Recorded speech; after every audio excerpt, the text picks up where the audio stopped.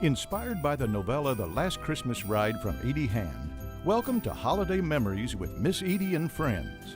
Come home with Ronnie McDowell and Edie Hand and share a few special memories from George Jones, Charlie Daniels, John Snyder, Bo Bice, and many more. Welcome home.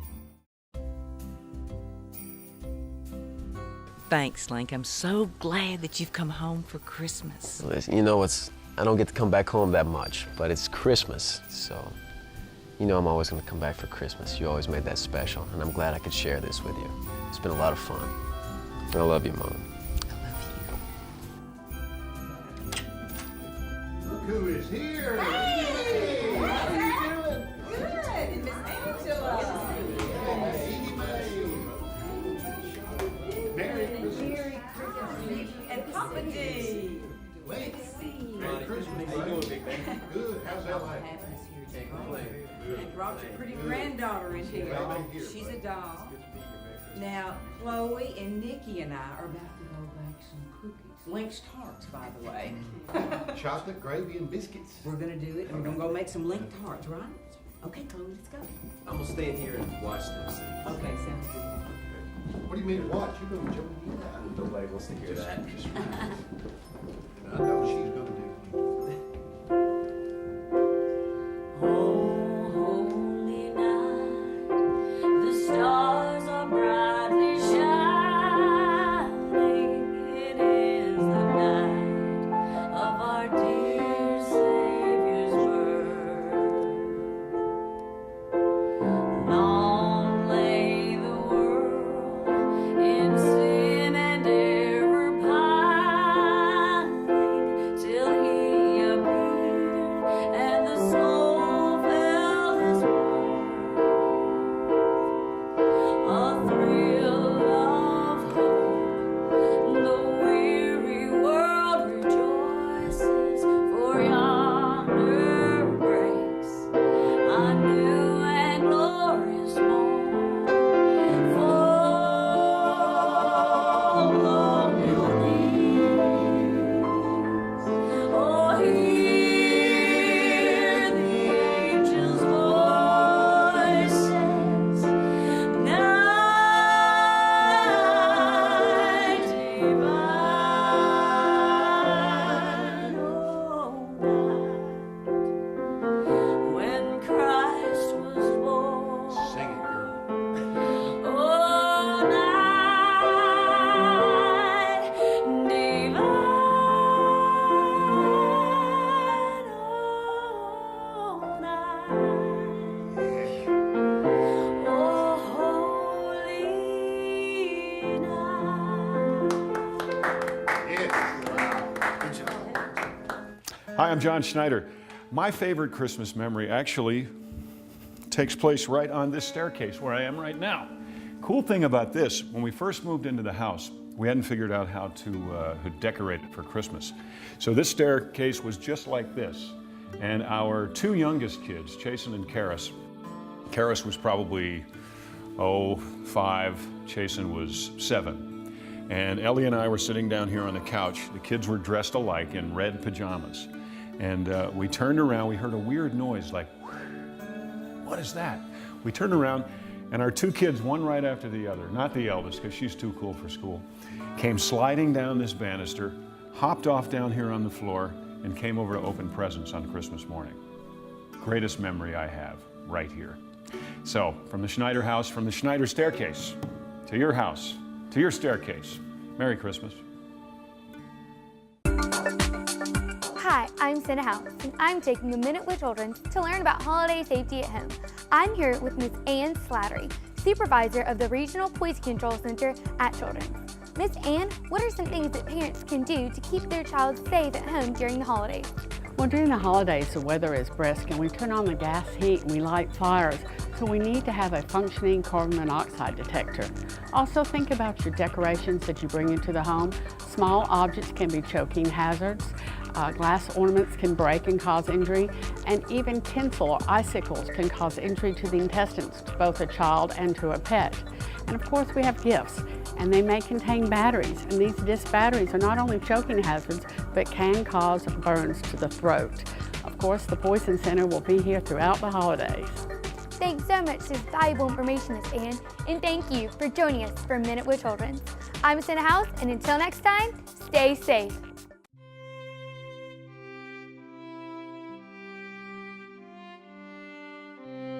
So I don't really have any one particular memory as a child. I can say that my dad surprised me a couple years ago with something. I had a clunker of a car that had dents in both sides and the crack all the way across the window, and I decided he must have got tired of seeing it parked in front of the house, so he surprised me a couple years ago with the car, and that was probably the biggest gift I've ever gotten. It was exciting for me and my children, and they hid it from me, and they managed to keep it secret, and I don't know how they did it, but they helped him pull one over on me. You know, about a year and a quarter, she had 140,000 miles on it. These kids are lucky. They got Georgette over here showing them how to bake Lynx tarts. I don't know how lucky that is. Well, you know why you're doing Lynx tarts? Why? Well, when I was going through cancer, I thought I wanted to do something special for Link. And being a cookbook author, that's what I wanted to do. So we named these Lynx tarts. He was just a little boy, so it's a family tradition with us that every Christmas we bake Lynx tarts. And I know, Georgette, that Reed, one of his dreams is to become a chef. And Madison, tell us what you want to do when you grow up. I want to be a doctor and oncologist.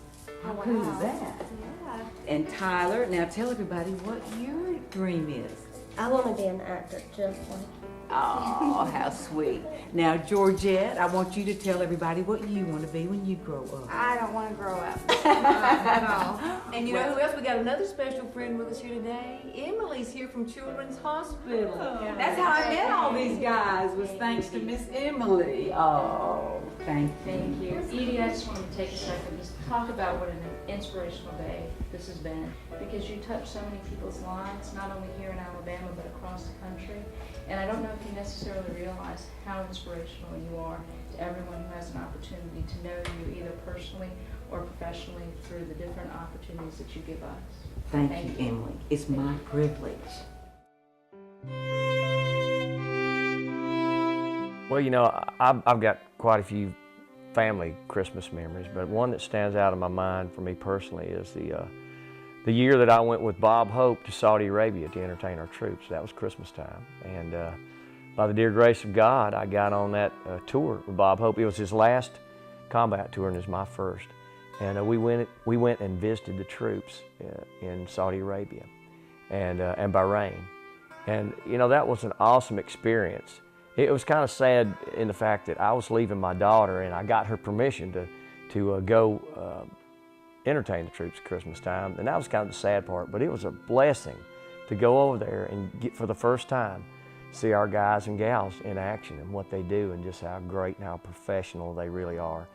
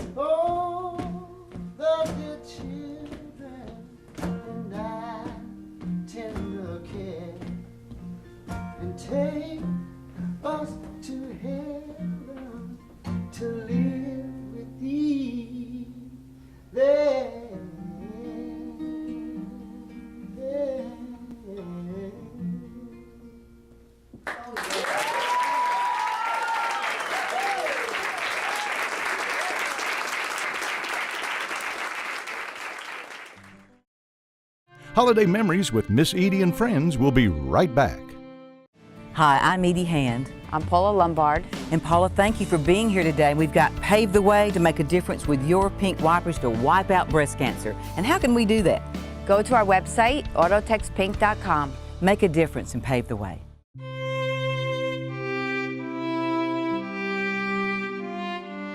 Growing up, you know, Christmas was always about closeness of family and togetherness and reaching out maybe to loved ones that we haven't seen as much that year, people that we love dearly that we're not in touch with as much throughout the year.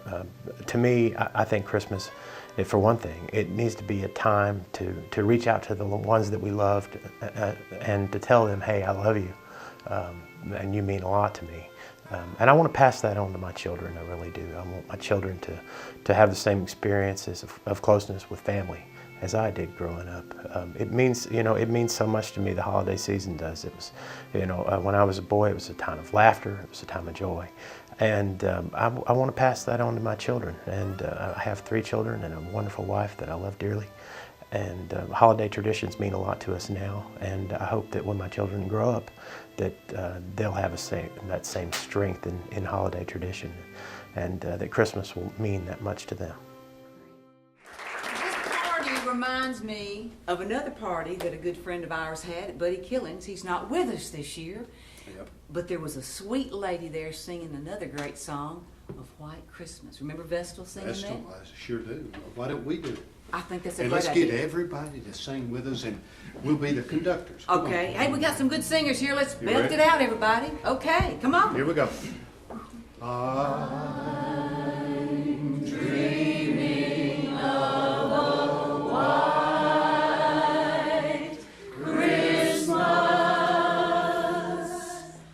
Just like the ones I used to know,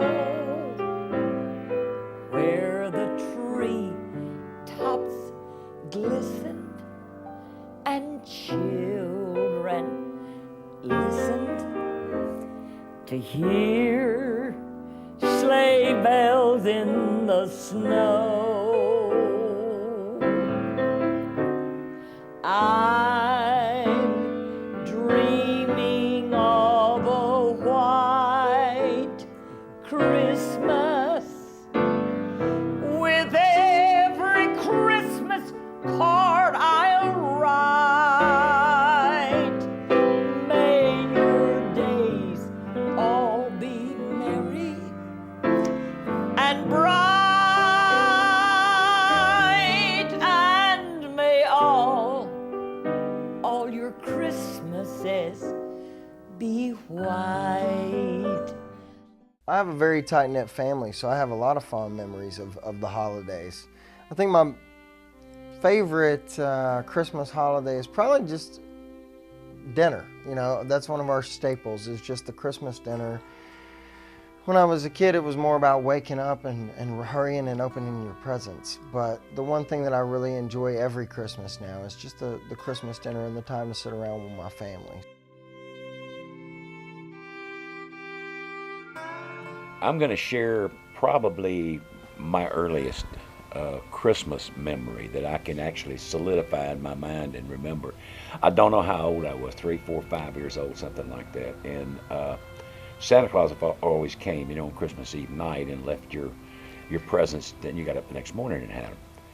This particular Christmas, we had gone down to see my grandparents who lived right down the road from us. And when we came back on Christmas Eve night, lo and behold, Santa Claus had come early and left my presents. And of course, I was overjoyed. And one of the things I remember he left was a drum. It was about that big around. It had some kind of heavy paper head in it. And I picked it up, and I thought I was playing it. I go, "You are my sunshine, my own," and so on and so forth, But I beat the head out of it in just a very few days, so it didn't last very long. But I'll never forget that. I'll never forget coming home, how exciting it was. Hey, Charles, Santa Claus came while we were gone. Wow! Well, that's the beauty of Christmas. Yes, it is. It's surprises. Yes, it is. That reminds me of another good friend of ours, Waylon Jennings. It's hard to imagine Waylon gone. It's kind of hard to talk about him in the past tense. It is. Yeah. He had a long career. I remember I came to Nashville about '67, and Waylon was just really starting to cook about that time, and really starting to catch on in the business. And he went from then right up to the day he passed away. I mean, he was one more rock and roller. There's no doubt about it. And it brings back a memory for me of he and Jesse Coulter singing Silent Night. Can you imagine Christmas without Silent Night? No, I can't. I can't. I can't imagine going through the holiday season without hearing it. Very special song. Yeah, it is indeed. And you're special. Thank you, darling. Merry Christmas. Merry Christmas to you. Holy night, all is calm, all is bright. On yon virgin mother and child, holy infant, so tender and mild, sleep in heavenly peace, sleep in heavenly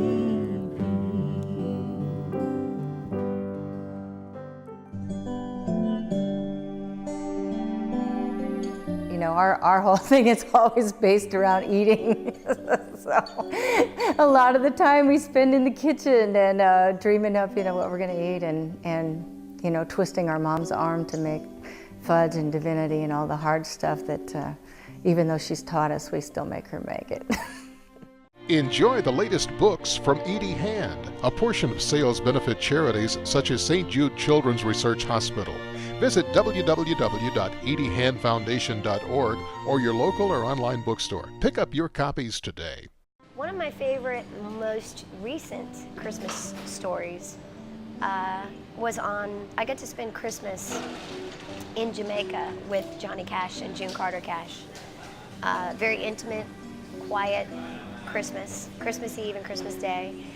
And I'll never forget Christmas morning, hearing these footsteps walk down the hallway.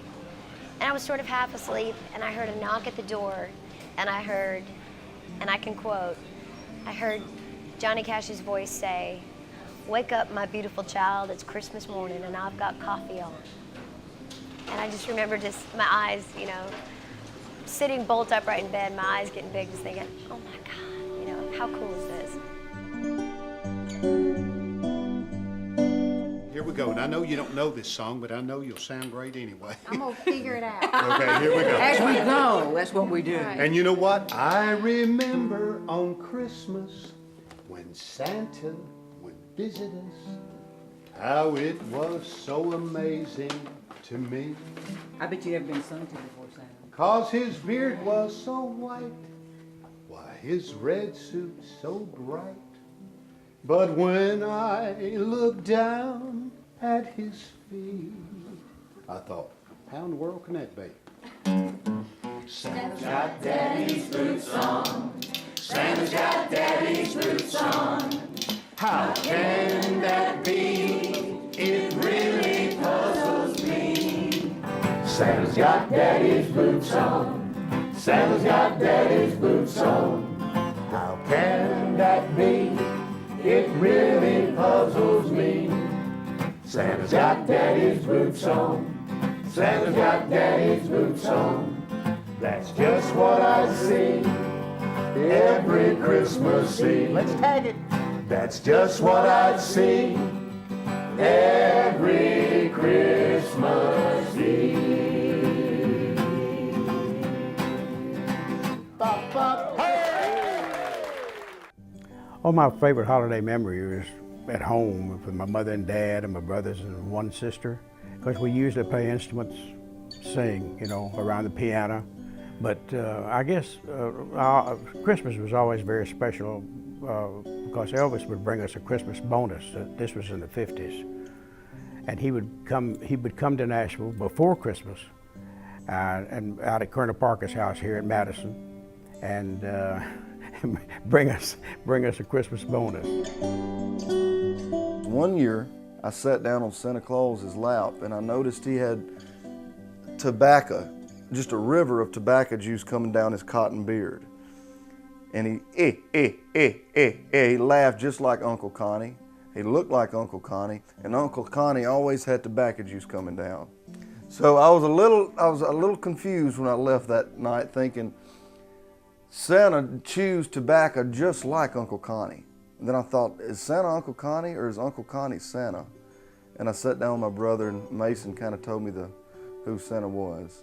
There's never another time where I don't look at a Santa Claus and think, you need a little tobacco juice right here.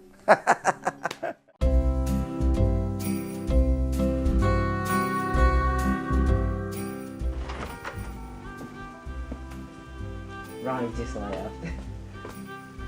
Why do you look so sad? Well, you know, goodbyes are always tough for your mama. Come on, give me a hug. Give me a hug.